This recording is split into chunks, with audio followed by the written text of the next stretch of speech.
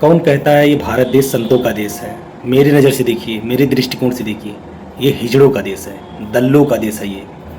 और यहाँ पे नामर्दों का देश इसे मैं कह सकता हूँ, जहाँ आंखों के सामने सब गलत हो रहा है लेकिन उसके बावजूद भी हम खामोश हैं। हम बात ही नहीं करना चाहते हैं। हमारे देश में नेताओं की आबादी कितनी है? पूरे भारत में लोकसभा, राज्यसभा, विधानसभाओं, विधान परिषदों को मिला लिया जाए 3-4 हज़ार होंगे, 10 हज़ार होंगे। हमारी आबादी कितनी है? 140 करोड़ की। चलो मैं मान लो कुछ गधे हैं, नहीं समझ में आता। लिटरेसी रेट कितनी है भारत की पता है? 75% पर। क्या हम, हमारे सामने जो गलत हो रहा है हम उस पर विरोध नहीं कर सकते? क्या ये हम पे शासन करने के लिए पैदा हुए हैं? आखिर इन्हें ताकत दे कौन रहा है? हम दे रहे हैं ना, पब्लिक इन्हें पावर दे रही है, हमारा कॉन्स्टिट्यूशन इन्हें पावर दे रहा है। फिर कैसे हम पे रूल कर सकते हैं? कर सकते हैं, हमारे समाज के लिए, हम सभी के विकास के लिए नीति निर्माण कर सकते हैं, लेकिन इसका जस्ट अपोजिट हो रहा है। ये हम पे रूल कर, हमें डोमिनेट कर रहे हैं हमारे ऊपर आकर के। हमारे देश में न युवा सुरक्षित है, ना ही किसान सुरक्षित है, ना मजदूर सुरक्षित है, ना तो महिलाएं सुरक्षित हैं।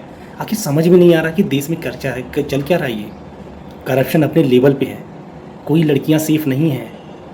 13 साल की अभी राजस्थान में आपने देखा हुआ, बेचारी ने दम तोड़ दिया आज, और हम खामोश हैं।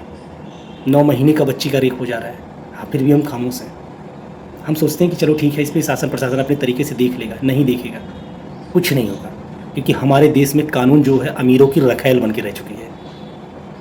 ये चाहे कितना संगीन अपराध कर लें, किसी को गाड़ियों से उड़ा दें, दारू पी के गाड़ी चलाते हुए किसी को रौंद दें, कुत्ते की मौत मार दें, लेकिन क्या मजा लें इनके ऊपर कुछ हो जाए। क्यों? क्योंकि ये रसूखदार फैमिली को बिलोंग करते हैं।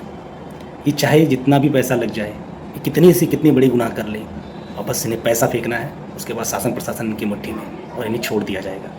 जानते क्यों ऐसा हो रहा है? क्योंकि हम खामोश हैं। मैं नेताओं को दोष दे ही नहीं रहा हूँ, ब्यूरोक्रेट्स को भी नहीं दे रहा हूँ, क्योंकि एक अपना काम बहुत अच्छे से कर रहे हैं। क्योंकि ये करप्शन करने के लिए ही ये इसको ज्वाइन किए हैं। नेता पार्लियामेंट में, विधानसभाओं में, राज्यसभा में क्यों गए हैं? करप्शन करने के लिए। जुडिशरी से लेकर के ब्यूरोक्रेट्स में देखिए, चारों तरफ करप्शन फैला हुआ है। इन्हें पता है करप्शन, इन्हें पता है इस कॉन्स्टिट्यूशन की लूप होल्स क्या हैं, उस लूप होल्स का फ़ायदा उठा रहे हैं। आपको नहीं पता है, आप कुछ गलत करिए, छोटा सा कर्ज लीजिए, 500-1000 रुपये बाकी रह जाएगा ना, तो आपको कोर्ट कचहरी के चक्कर लगवा दिए जाएंगे।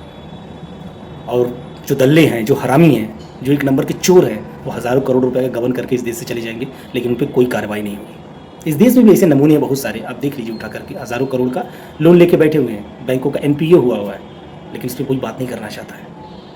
और मैं इसके लिए किसी को जिम्मेदार नहीं ठहराता हूँ, इसकी जिम्मेदार एक्चुअली में हम हैं। मैं अपने आप को भी इंक्लूड करता हूँ। फिलहाल मुझ में इतनी हिम्मत है कि मैं एटलीस्ट मैं वीडियो बना के बोल रहा हूँ।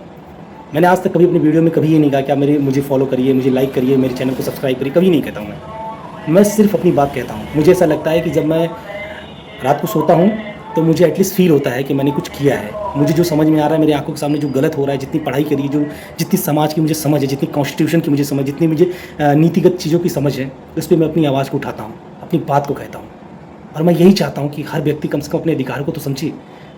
जब तक वो अपने अधिकारों को जानेगा नहीं, समझेगा नहीं, कैसे उसका विरोध कर पाएगा कि उसके साथ अनैतिक हो रहा है, उसके अधिकारों का वायलेशन हो रहा है, कैसे समझेगा इस चीज़ को? तो इसके लिए जो कुछ हो रहा है, इसके लिए सच पूछो तो हम इसके लिए जिम्मेदार हैं।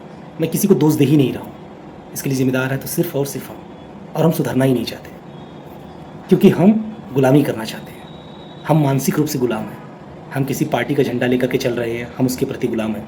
हम किसी धर्म के प्रति गुलाम हैं। हम कोई हमारे जाति विशेष का कोई बंदा है, हम उसके प्रति हमारा लगाव, हम उसके प्रति अपनी गुलामी को सौंप चुके हैं। तो देश तो 1947 में आज़ाद हुआ, लेकिन हम मानसिक रूप से आज भी गुलाम हैं इनके। जिस दिन इस गुलामी से बाहर निकलेंगे ना, और इंसानियत का चोला पहन करके निकलेंगे ना, लेकिन मानिए उस दिन देश में कभी कुछ भी अनैतिक नहीं होगा। और गलती से हो भी जाएगा ना, तो उसको पूरी देश की जनता उसे उखाड़ फेंकेगी, और कोई भी क्राइम करने से 100 बार सोचेगा।